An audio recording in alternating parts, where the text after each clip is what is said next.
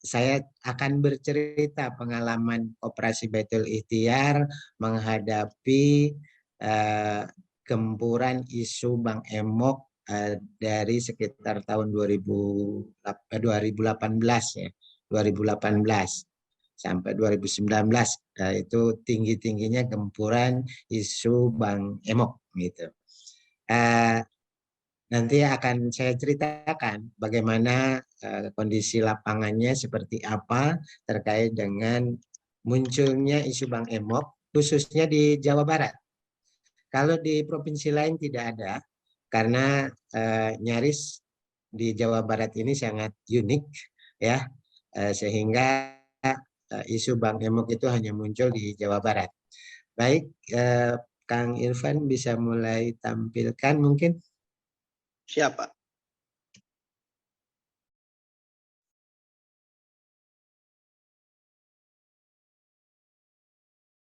Sudah terlihat, Pak? Ya, sudah. Dari saya yang lain udah kelihatan share-nya. Baik. Sudah, Pak. Sudah, Pak. Nek Kang, pembiayaan kelompok, tentang pembiayaan kelompok. Nek, lanjut. Ketika berbicara tentang pembiayaan kelompok di Indonesia, tentunya kita semua sudah paham terkait dengan Grameen Bank. Dan hampir pola Grameen Bank ini menjadi percontohan di banyak negara, termasuk di Indonesia. Dengan tokoh terkenalnya yaitu Profesor Muhammad Yunus. Dan Koperasi Baitul Ikhtiar juga salah satu lembaga di Indonesia, koperasi di Indonesia yang mengadop metodologi dari Grameen Bank ini. Walaupun kita tidak 100% mengadopsi istilahnya copy paste 100%, ada modifikasi di sana, tetapi intinya ruhnya kita juga mencontoh dari pola Grameen Bank di Bangladesh. Dan ternyata dari data yang ada itu tidak hanya Indonesia, banyak negara-negara lain, lebih dari 100 negara yang juga mencoba mencontoh program atau produk pelayanan Grameen Bank yang dikembangkan di Bangladesh. Lanjut.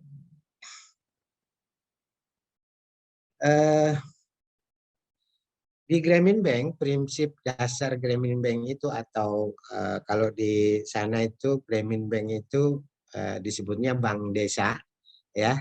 Itu prinsipnya adalah misi utama melayani kaum miskin yang membutuhkan sasaran khusus, yakni para perempuan. Perempuan lebih terbatas mengakses layanan keuangan. Dan kemudian pendapatan kaum wanita atau perempuan miskin berdampak pada kesejahteraan keluarga. Nah, ini menjadi salah satu poin yang sangat mendasar di pelayanan kelompok ibu-ibu. Ini poinnya satu. Ini mohon maaf, kita yang bapak-bapak harus bisa menerima ini. Biasanya kalau ada uang lebih, kalau ibu-ibu disimpan untuk memikirkan untuk besok anaknya sekolah. Tapi kalau kita bapak-bapak apalagi yang suka ngopi ngerokok kayak saya, berpikirnya untuk beli rokok. Nah, itu bedanya. Sehingga salah satu prinsip dasar pola kelompok atau Grameen Bank di sana itu adalah perempuan yang menjadi sasaran pelayanan.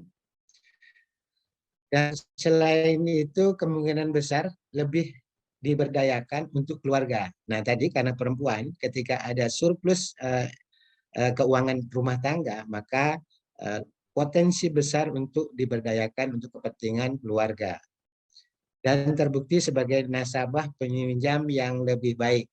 Nah, ini kalau ibu-ibu kayaknya lebih tadi ya, mengatur keuangan dan mengalokasikan keuangan itu lebih teliti dibanding secara umum lebih teliti dibanding laki-laki, walaupun ada juga laki-laki yang sangat teliti dalam mengatur keuangan rumah tangga. Lanjut Kang Irfan. Enggak, Pak. Lanjut. Nah, filosofi Grameen yaitu satu, kaum miskin memiliki keahlian yang tidak atau hanya sedikit digunakan.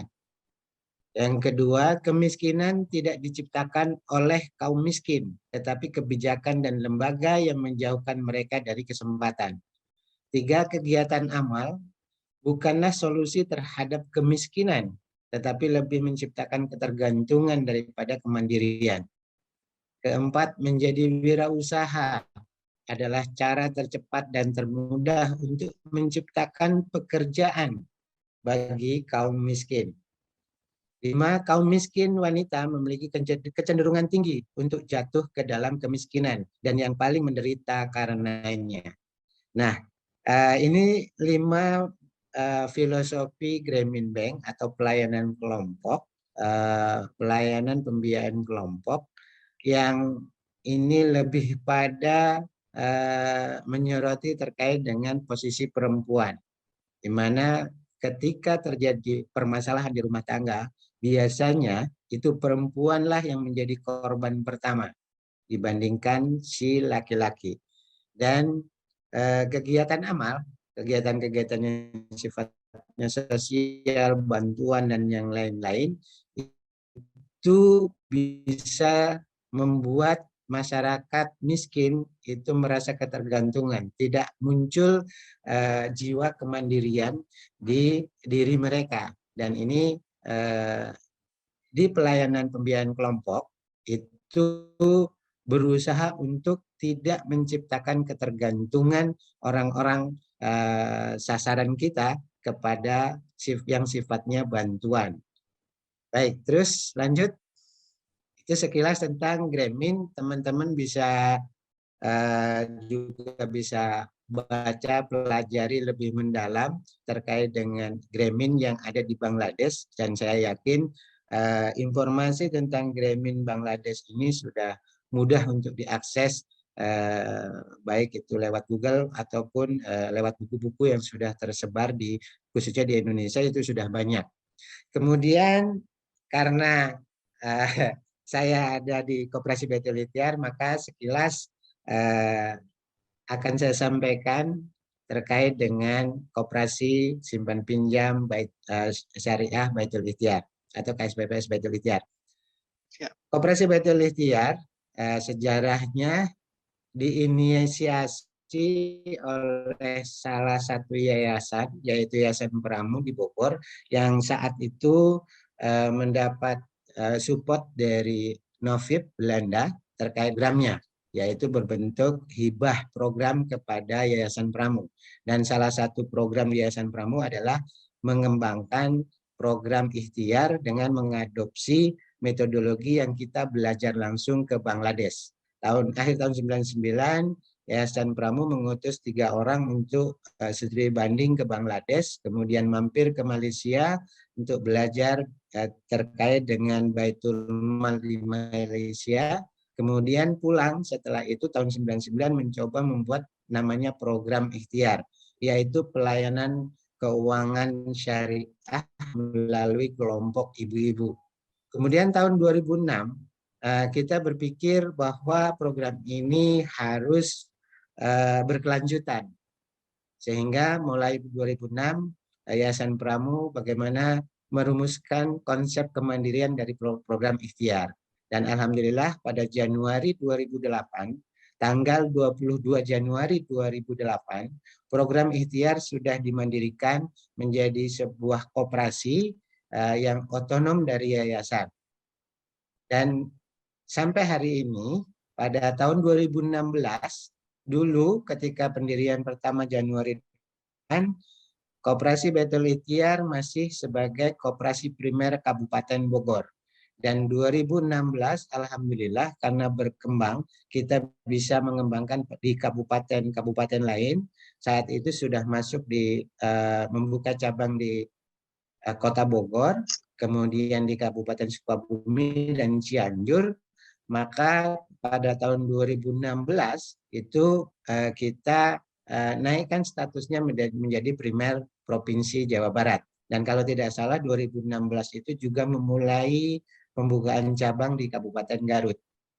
Dan alhamdulillah pada 2022 ini kita juga akan mengembangkan keluar Jawa Barat dan tentunya kita juga menaikkan secara izin operasional menjadi primer nasional.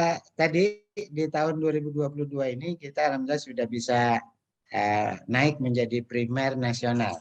Dan terakhir hari kemarin izin sudah keluar semua per jam 9 kemarin sehingga Alhamdulillah. kita sudah bisa berani membuka di luar Jawa Barat dan insya Allah mohon doanya bagi teman-teman kita akan memulai di Kabupaten Magelang, Jawa Tengah dan saya sudah Amin. menurunkan tim khusus ke sana dan insya Allah kita juga langsung mengurus izin operasional cabang di Magelang.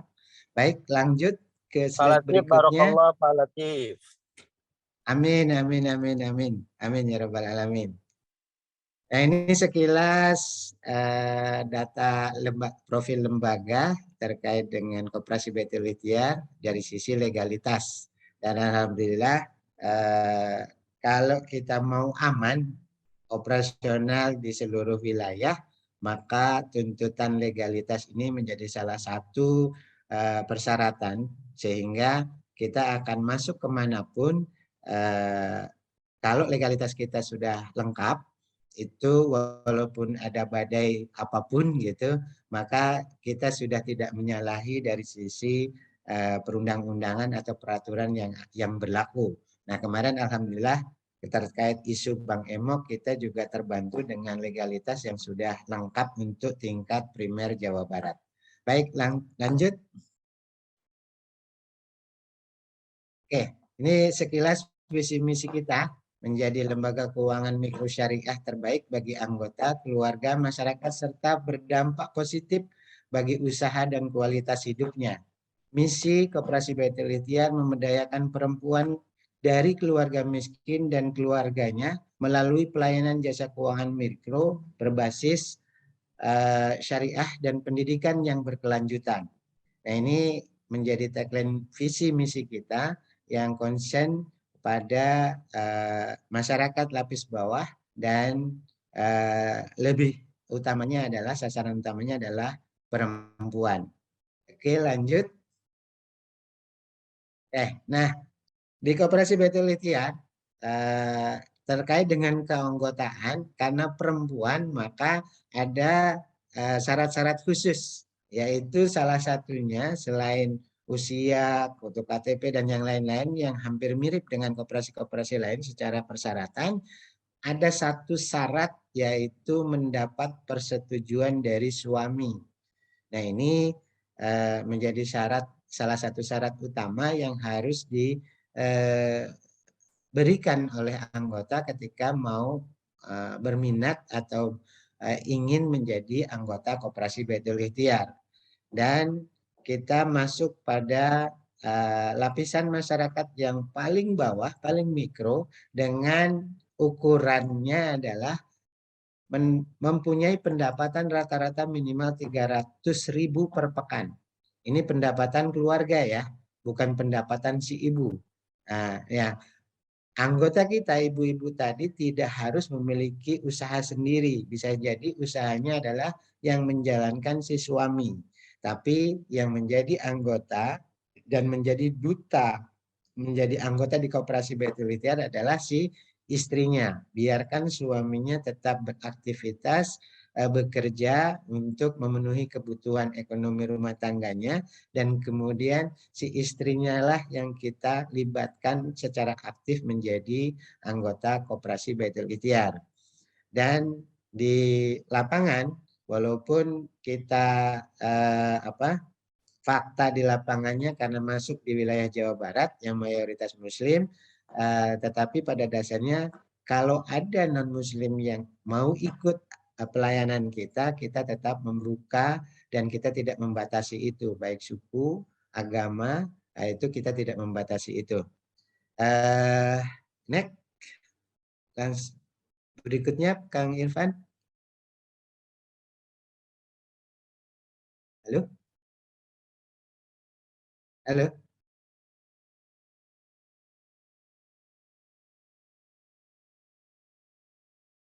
Halo,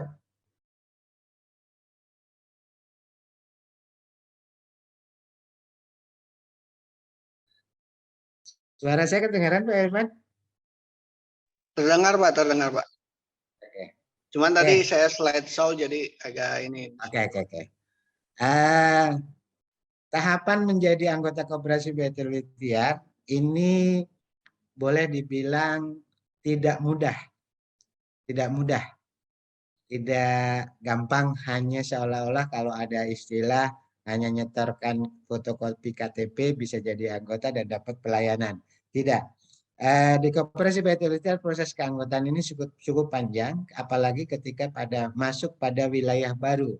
Kita harus melakukan observasi atas wilayah tersebut, termasuk potensi-potensi yang ada di wilayah tersebut atau di desa atau sekupnya kecamatan, maka kita harus memetakan secara detail terkait dengan potensi-potensi pada wilayah itu. Kemudian kalau sudah kita melakukan sosialisasi dan yang lain-lain, maka ketika ada yang berminat, para anggota ini kita uji kelayakannya. Kalau di BMT dilakukan analisa kelayakan. Nah, tetapi pendekatannya bukan masalah kelayakan usaha, tapi lebih kita ingin tahu profil rumah tangganya. Kita data dulu berapa anggota keluarganya, anaknya, usia anaknya berapa, berapa sekolah, kalau sudah sekolah-sekolah di tingkat sekolahan apa, kemudian di rumah tangganya mempunyai aset apa, itu menjadi data yang diperlukan di kita sehingga kita bisa mengetahui dari awal kondisi calon anggota kita. Nah, kemudian kalau kriteria anggota tadi masuk layak, masuk kriteria, maka anggota itu harus mengikuti tahapan berikutnya yaitu pendidikan calon anggota. Nah, ini dilakukan 3 hari. Nah, kalau di Grameen Bank aslinya itu 5 kali, 5 hari berturut-turut. Nah, kalau di Koperasi Baitul Ikhtiar kita potong menjadi 3 hari atau 3 kali berturut-turut. Yang durasi waktunya kurang lebih 1 jam per sekali pertemuan. Dan ini tidak secara filosofinya tidak boleh dilakukan 3 jam dalam sehari. Berarti harus tetap dilakukan selama 3 hari. 1 harinya durasinya sekitar 1 jam. Dan ini kenapa seperti itu?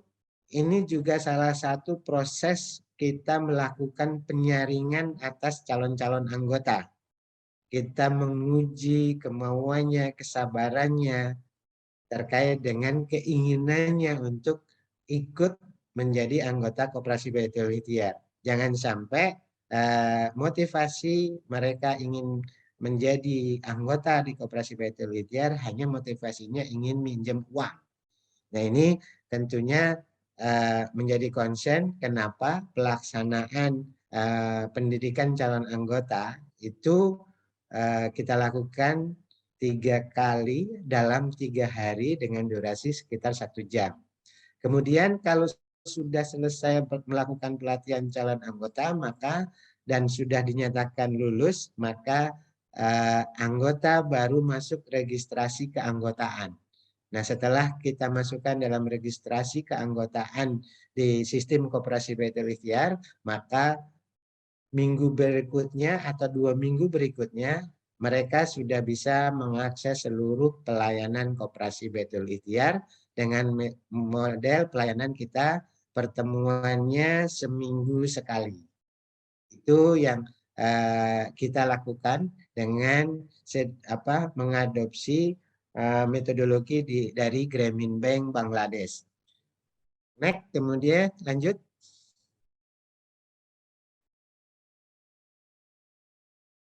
Nah, uji kelayakan atau UK kalau di kita namanya, tapi bukan UK adalah pendataan atau uji kelayakan adalah proses seleksi bagi calon anggota yang berminat dan telah mendaftar untuk menjadi anggota. Uji kelayakan dilakukan untuk menggali data calon anggota terkait anggota keluarga, ekonomi rumah tangga, usaha, aset rumah tangga, dan kondisi rumahnya. Uji kelayakan dilakukan dengan cara wawancara langsung dengan calon anggota yang bersangkutan dan kita berkunjung ke rumah-rumah yang para calon anggota tadi kita wawancara dan hasil wawancara kita tuangkan dalam form uji kelayakan. Lanjut.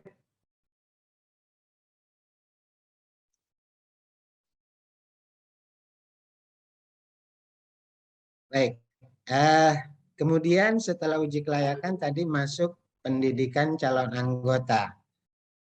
PCAG atau pertemuan yang diselenggarakan selama 3 hari berturut-turut yang diikuti oleh calon anggota yang dinyatakan lolos dalam rapat komite hasil uji kelayakan atau pendataan. Materi dalam pelatihan ini adalah pengenalan lembaga, pembentukan kelompok atau keanggotaan, penyampaian produk dan proses layanan keuangan, simulasi pelayanan kesepakatan nama, waktu, dan tempat pelayanan. Nah, ini biasanya nomor 4 itu di hari terakhir. Nah, ketika sudah hari 1, 2 sudah selesai, maka hari keempat adalah ada satu tahapan, yaitu menyepakati nama kelompoknya apa, pertemuannya mau hari apa, jam berapa, tempatnya di mana. Nah, ini sebagian materi yang kita sampaikan dalam pendidikan calon anggota selama 3 hari berturut-turut. Gitu. Nah, di dalam proses 3 hari pelatihan ini diharapkan kita bisa menanamkan nilai-nilai yang dibangun, yaitu tentang kejujuran, kekompakan atau kejamahan, serta saling tolong menolong. Nah, ini dan kita kenalkan juga tentang keorganisasian. Nah, harapannya dari proses ini kita sudah mulai mengenalkan tentang nilai-nilai kejujuran, kekompakan. Karena apa? Salah satu yang menjadi kriteria penilaian atas nilai terhadap masing-masing anggota juga kita nilai dari sisi kekompakan di kelompok. Salah satu ukurannya adalah tingkat kehadiran. Itu. Lanjut.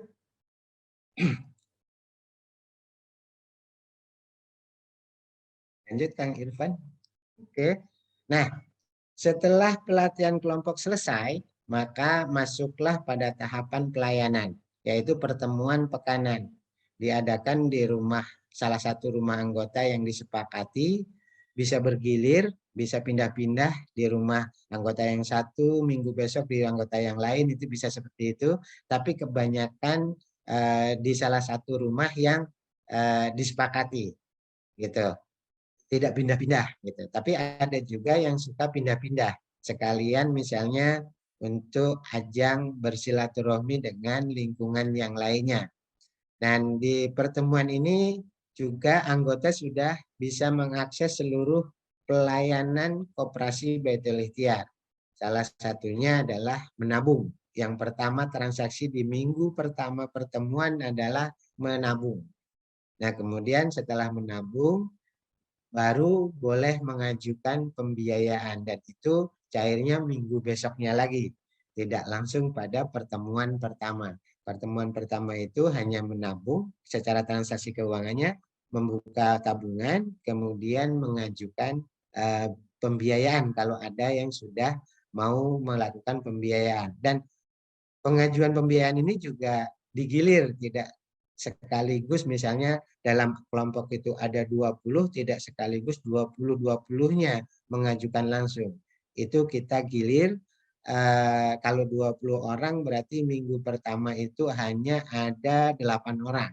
Minggu besoknya ada 8 lagi. Kemudian minggu besoknya minggu ketiganya ada 4 orang gitu. Itu dan kita kalau di sana di Bangladesh itu ada istilah apa ya namanya saya lupa, tapi kalau di kita ada ikrar gitu.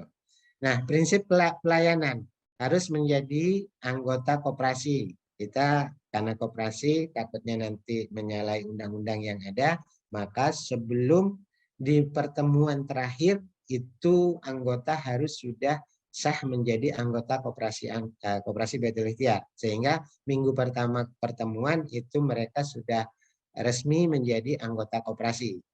Dan di kita tidak ada memberlakukan jaminan.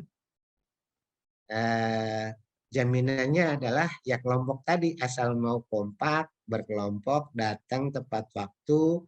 Nah, itu salah satu penilaian jaminannya. Istilahnya ada istilah sosial garansi, sosial garanti. Di kita tidak ada jaminan. Dan sekarang pembiayaan kita berikan maksimal 20 juta tanpa jaminan.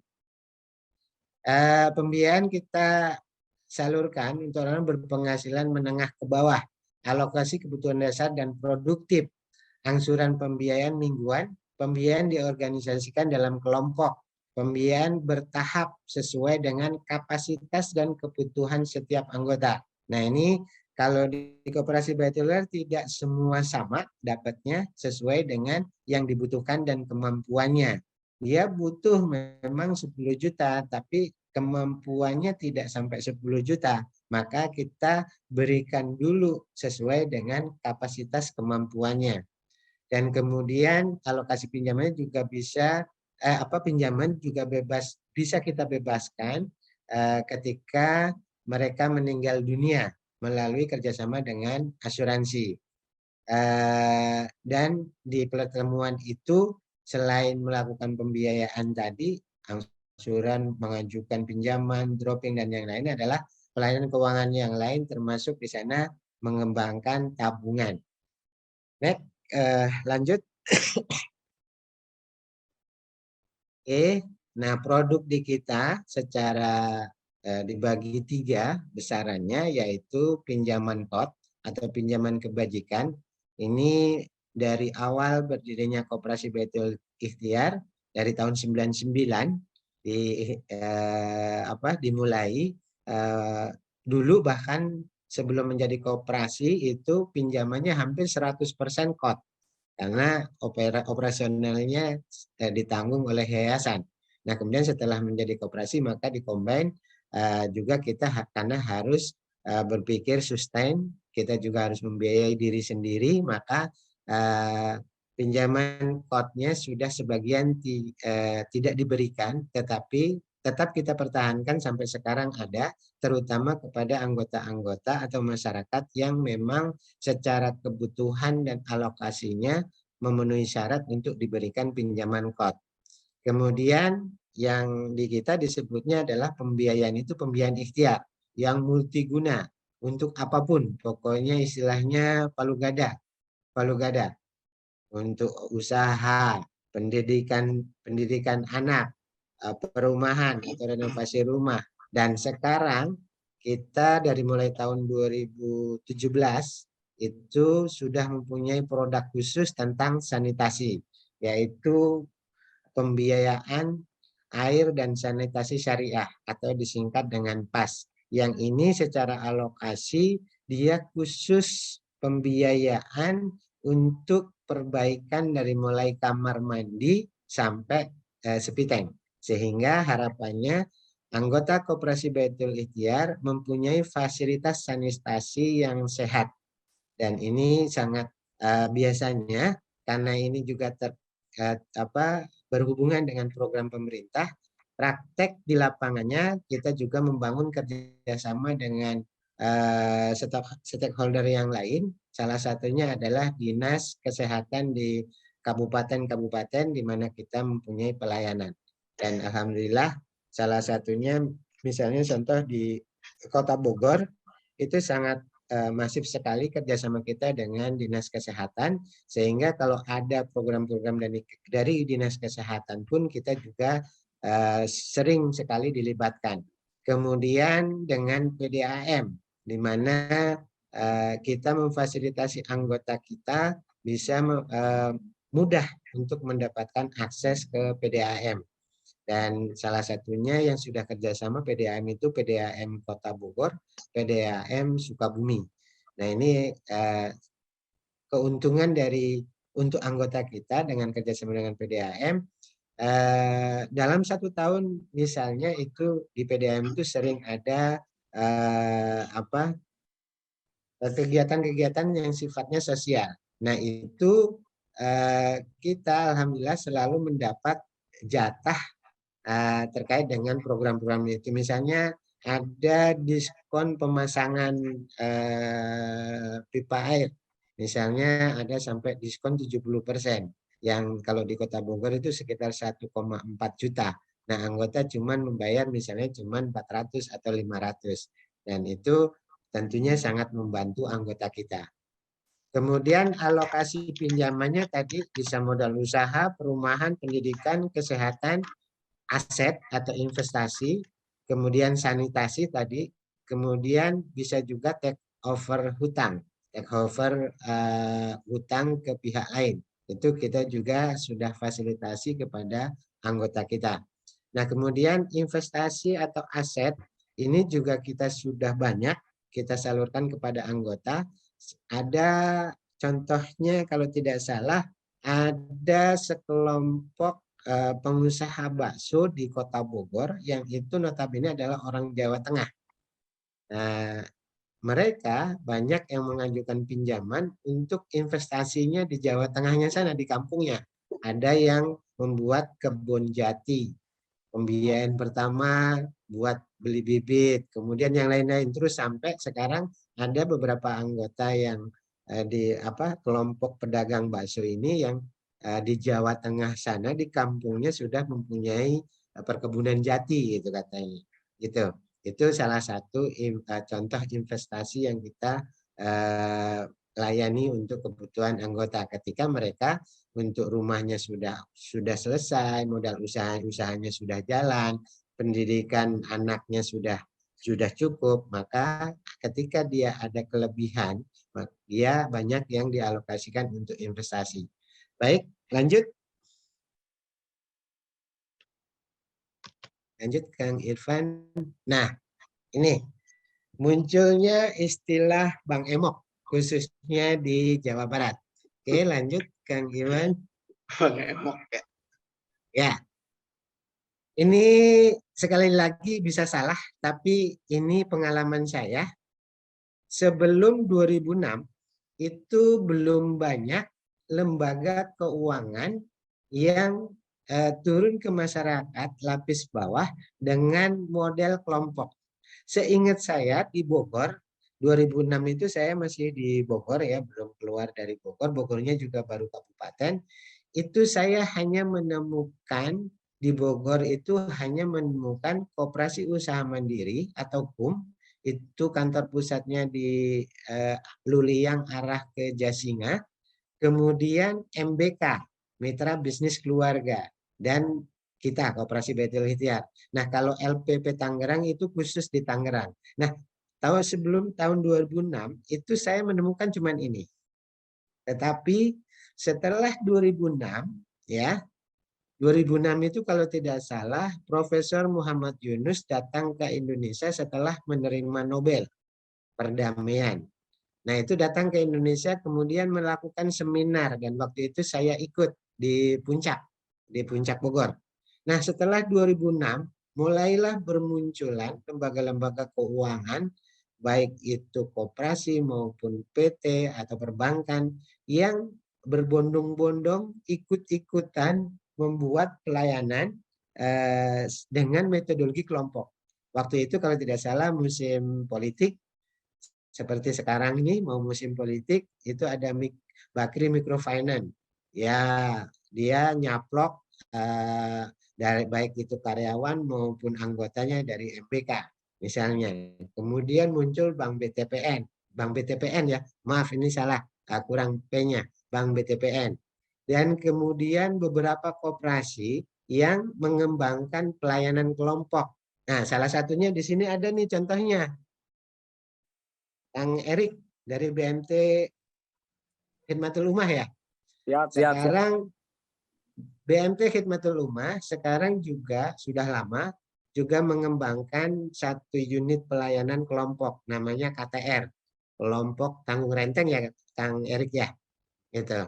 Mohon Tetapi Khidmatul Ummah ini untungnya mainnya masih lokal Kabupaten Bogor. Udah gitu lokal, lebih lokal lagi, cuman di sekitaran kantornya saja, belum berani keluar gitu kan. Jadi nggak begitu bermasalah buat yang lain karena hanya basisnya di lokal, khususnya di daerah sekitar Luliang atau Bogor Barat ya. Kemudian yang lebih sekarang masif sekali adalah program pemerintah yaitu Mekar, PNM Mekar, yang duitnya nggak berseri ya, duitnya nggak habis-habis. Serinya nggak tahu kapan tuh habis serinya uangnya. Kemudian selain lembaga keuangan yang bermunculan banyak, yang metodologinya kelompok tadi dengan mencontoh secara tidak langsung meniru Grameen Bank tadi, yaitu di masyarakat juga banyak lembaga keuangan lain yang pelayanannya individual, baik itu koperasi, rentenir, atau bank dealing, atau yang lain. Bahkan beberapa bank besar pun sudah bisa masuk ke mikro sampai sekarang ini gitu ya. Ada Teras BRI dan segala macam lah itu. Ini kondisi sepengetahuan saya di lapangannya, bermunculan lembaga-lembaga keuangan yang masuk ke mikro, sehingga nyaris khususnya di Bogor yang saya rasakan itu ibaratnya kalau ruangan itu sudah pengap, sudah sempit sekali karena saking banyaknya lembaga keuangan. Oke, next Keren, Pak. ya. Nah, apa yang muncul? Ada istilah over indebtedness atau pinjaman berlebih. Pinjaman berlebih itu satu orang itu bisa minjam ke lebih dari satu lembaga. Misalnya minjem ke Koperasi Baitul Ikhtiar, minjem ke MBK, minjem ke Mekar, minjem juga ke Khidmatul Ummah, minjem lagi ke KUM. Nah itu karena banyaknya lembaga di lapangan, maka masyarakat tergoda dengan itu ke sana-sana minjem. Tidak hanya satu minjemnya. Dan ini 2016 kalau tidak salah,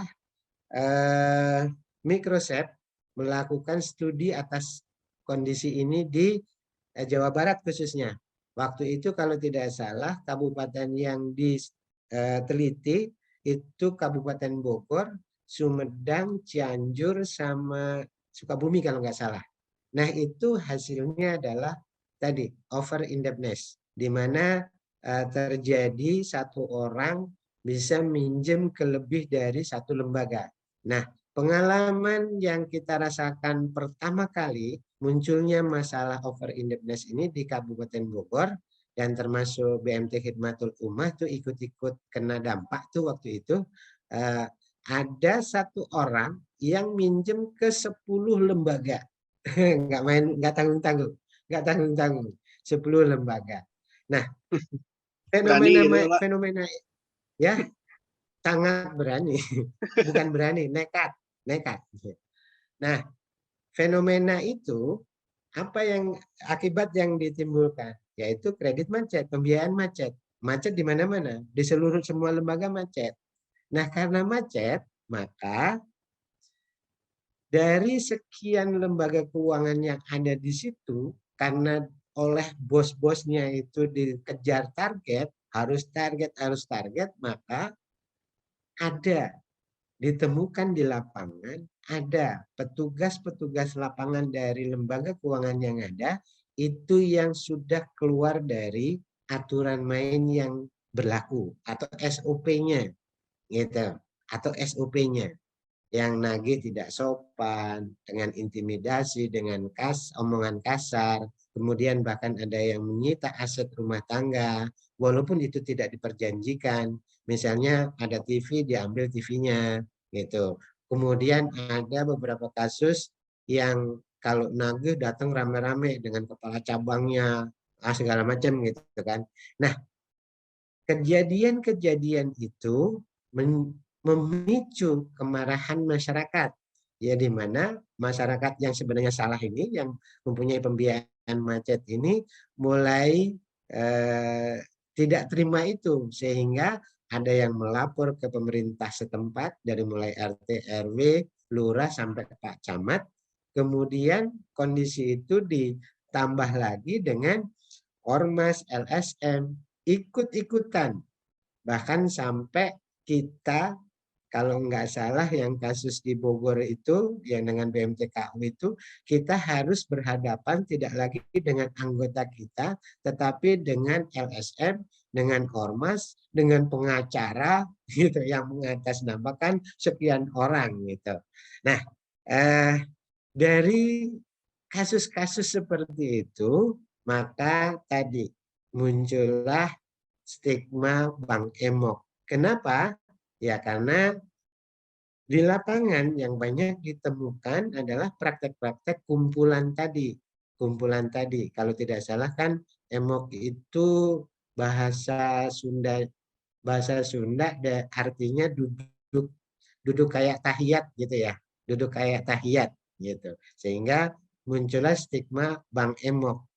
Nah, menurut saya tidak ada di lapangan itu lembaga keuangan yang memang dia disebut Bank Emok gitu.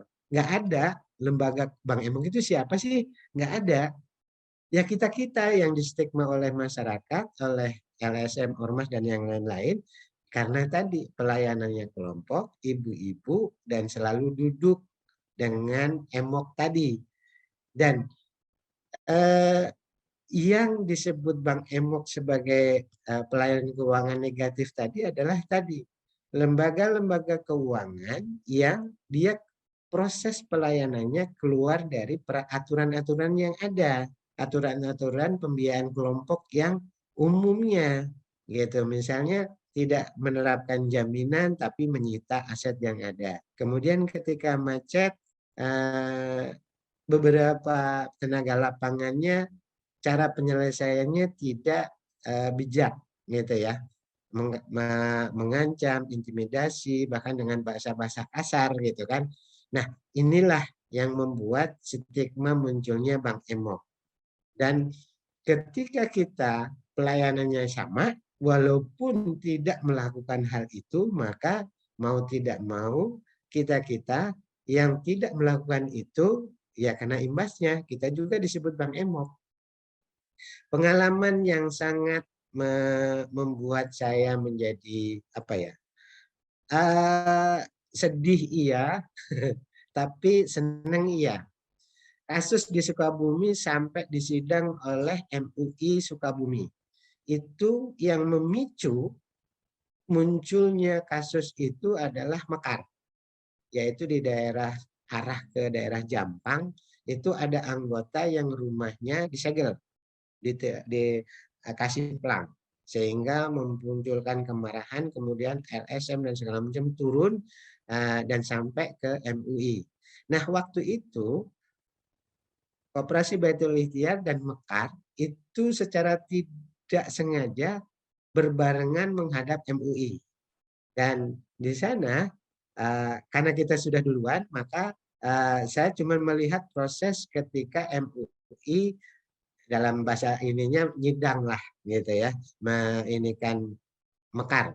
Itu tim Mekarnya turun semua. Bahkan pihak MUI Kabupaten Sukabumi itu meminta Dewan Syariahnya Mekar harus hadir. Siapa Dewan Syariahnya? Yaitu Ustadz Didin. Nah, ini sangat miris sekali di mana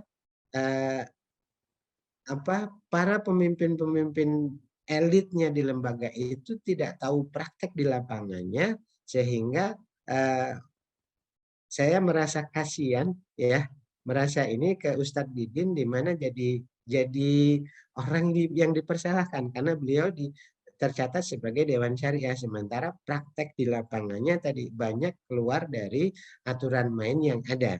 Nah, ini menjadi sebuah keprihatinan waktu itu. Tetapi pada posisi itu kita di Koperasi Baitul Ikhtiar, saya selama muncul isu Bang Emok ini ke manajemen itu hanya meminta, selalu menekankan jangan keluar dari SOP yang kita punya. Sehingga ketika ada masalah di lapangan, kita bisa mempertanggungjawabkan bahwa praktek kita di lapangan adalah mengikuti SOP yang ada.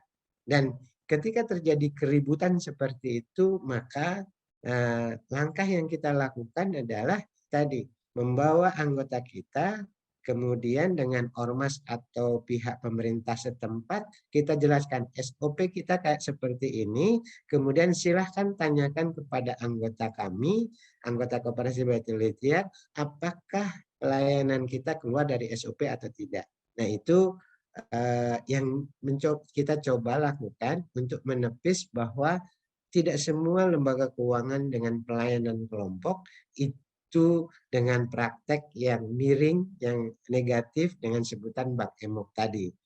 Tetapi tentunya walaupun di ujung kita bisa menjelaskan dan pihak baik itu ormas, LSM maupun pemerintah setempat itu bisa menerima, tetapi tentunya kita harus menyediakan energi dan uang untuk bagaimana menghadapi isu Bank Emok pada saat itu muncul isu itu ya, yaitu sekitar tahun 2018 sampai 2019. Kita ya kalau sudah ormas turun, LSM turun, Kang Erik tuh pernah tuh kena 5 juta kalau nggak salah di mana Caruten ya. Dengan alasan izin, harus bayar izin sehingga harus bayar 5 juta gitu. Nah, ujung-ujungnya adalah tadi uang. Uang yang kita secara energi, tenaga dan segala macam kita harus menyiapkan energi lebih untuk menghadapi kasus-kasus isu Bank Emok. Selain tenaga tentunya uang, materi, di mana ormas-ormas tadi itu kalau tidak kita bisa menghadapinya, maka ujungnya adalah di lapangan kita, staf kita menerima intimidasi, ancaman, dan kemudian mengklaim bahwa mereka membackup masyarakat untuk tidak membayar, gitu. Nah ini tantangan-tantangan kita di lapangan ketika isu Bank Emok itu tinggi sekali, misalnya di Cianjur itu teman-teman lapangan di Koperasi Baitul Ikhtiar sampai cara penagihannya itu menyamar jadi pemulung. Waduh. Supaya tidak, iya, karena ketika mau masuk kampung itu misalnya di gang awal itu ada anak-anak muda yang mengatasnamakan ormas apa gitu, dan itu melakukan sidak ke kita di ini. Nah, masuk ke kampung itu seolah-olah kita bukan petugas lembaga keuangan, tapi mau ketemu saudara atau tadi orang seolah-olah kayak pemulung bawa karung, nggak taunya dalamnya adalah tas gitu kan. Gitu. Ada beberapa kasus teman-teman kita sampai melakukan seperti itu. Gitu. Itulah sehingga dengan tadi munculnya banyak lembaga keuangan, kemudian dari banyaknya keuangan masyarakat itu tidak edukasi terkait dengan bagaimana risiko keuangan di rumah tangga itu belum cukup, dia ke bawah nafsu, asal minjem dan dapat mudah, gitu kan. Nah muncullah dengan istilah over indebtedness, kemudian karena seperti itu maka macet, ya. Setelah macet, lembaga-lembaga keuangan yang ada yang keluar dari SOP cara penyelesaiannya, sehingga memunculkan permasalahan keributan-keributan di masyarakat, sehingga ormas pemerintah daerah itu ikut turun tangan, dan saat itulah muncul stigma Bank Emok gitu. Dan lembaga Bank Emoknya sendiri sebenarnya ya tidak ada, nggak ada. Bank Emok itu yang mana sih? Nggak ada secara formal legal itu loh lembaganya yang Bank Emok itu, yang itu nggak ada. Itu hanya stigma masyarakat gitu terhadap lembaga keuangan yang secara praktek menyalahi. Oke, nah di Koperasi Baitul Ikhtiar, nah ini bedanya kalau dengan istilah Bank Emok, kalau saya suka menjelaskan ke masyarakat, ke stakeholder, ke pemerintah setempat, ke siapapun yang di level bawah, itu suka membedakan Bank Emok dengan kita apa bedanya. Mereka konven, kita syariah. Di mereka ada wajib tanggung renteng, kalau enggak masalah-masalah. Nah, di kita tidak wajib adanya tanggung renteng. Kalau di kita apapun kondisinya tidak ada diperbolehkan operasi, setiap karyawan Baitul Ikhtiar melakukan penyitaan jaminan, menyita, mengambil barang aset-aset rumah tangga. Nah, kalau di kasus-kasus yang disebut Bang Emok tadi menyita jaminan atau menyita aset yang ada di rumahnya. Dan kemudian di kita tidak ada denda atau tidak ada penambahan margin. Nah, di yang mereka sebut Bank Emok itu ada dikenakan denda atau penambahan bunga ketika terjadi keterlambatan. Dan kemudian di kita dilakukan walaupun belum maksimal, yaitu pendidikan dan pendampingan kepada anggota. Di mereka itu hanya pelayanan keuangan, yaitu simpan pinjam saja. Bahkan kalau ada yang lembaga keuangan dia tidak mempunyai produk simpanan, dia hanya ngasih pinjaman saja. Dia tidak ada produk tabungannya buat anggota, dia hanya menyalurkan pinjaman. Itu yang coba kalau saya ketemu dengan RT, RW atau lurah, kita coba jelaskan itu. Oke, nah strategi tadi kita menghadapi isu Bank Emok, yaitu yang pertama ya kita tunduk patuh pada aturan baik itu undang-undang koperasi dan peraturan turunannya dan SOP yang ada di kita. Karena kalau keluar dari itu maka nanti ketika ada masalah kita pasti kalah untuk menghadapi baik itu ormas maupun pemerintah setempat. Kemudian pendekatan kepada tokoh masyarakat, baik itu tokoh pemerintah maupun tokoh agama. Bahkan seorang dia preman pun kalau berpengaruh saya deketin, gitu.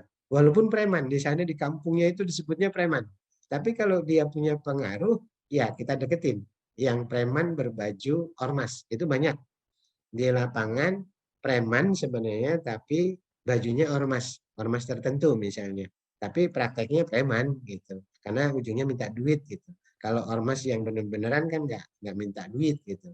Tapi ini di ujungnya di bawah di lapangan ya minta duit. Kalau enggak ya kita nggak boleh masuk, kita diintimidasi dan segala macam. Kemudian program pendampingan untuk anggota maupun keluarga anggotanya. Nah, ini kita secara kegiatan-kegiatan pendampingan kita tetap lakukan kepada anggota supaya ketika ada isu-isu yang negatif, anggota bisa membantu kita menjelaskan kepada pihak. Kemudian kita juga selalu setiap tahun melakukan kegiatan-kegiatan sosial, misalnya penyaluran hewan kurban dengan melibatkan anggota dan masyarakat setempat, sehingga kita harapannya dikenal oleh masyarakat yang lain di sekitar pelayanan kita, tidak hanya dikenal oleh anggota kita saja, tetapi ketika kita melakukan kegiatan-kegiatan sosial, kita berusaha melibatkan seluruh masyarakat yang ada di mana kita akan melakukan kegiatan sosial itu, tidak hanya melibatkan anggota saja. Itu mungkin ini slide terakhir kayaknya. Oke, nah itulah terkait dengan isu atau stigma Bank Emok yang bisa saya share, saya bagi ceritanya ke teman-teman di anggota Gakopsah Jawa Barat. Mungkin ada kurang-kurangnya atau mungkin bisa jadi tidak tepat, tapi itulah yang saya rasakan bersama teman-teman di Koperasi Baitul Ikhtiar terkait dengan stigma atau isu Bank Emok. Sekali lagi, Bank Emoknya itu sendiri secara lembaga tidak ada. Siapa sih? Yang mana sih yang Bank Emok? Tidak ada. Tetapi ya Bank Emok itu diasumsikan adalah lembaga keuangan yang pelayanannya modeling kelompok, tetapi dia istilahnya merugikan anggota. Dan alhamdulillahnya wabah Bank Emok hilang karena ada wabah COVID. Gitu. Jadi ada COVID, isu Bank Emok hilang. gitu. Sampai sekarang nggak muncul-muncul gitu kan. Dan semoga jangan muncul lagi gitu kan. Nah, Amin. COVID hilang, semoga Bang Emoknya nggak muncul lagi gitu. Dari ketika isu COVID tinggi, maka ormas masyarakat semua konsentrasinya ngurusin COVID gitu kan. Eh, melakukan pembatasan, kemudian melockdown dan segala macam bukan karena isu Bang Emok tapi isu COVID gitu ya. Jadi alhamdulillahnya Bang Emok langsung berhenti karena ada COVID.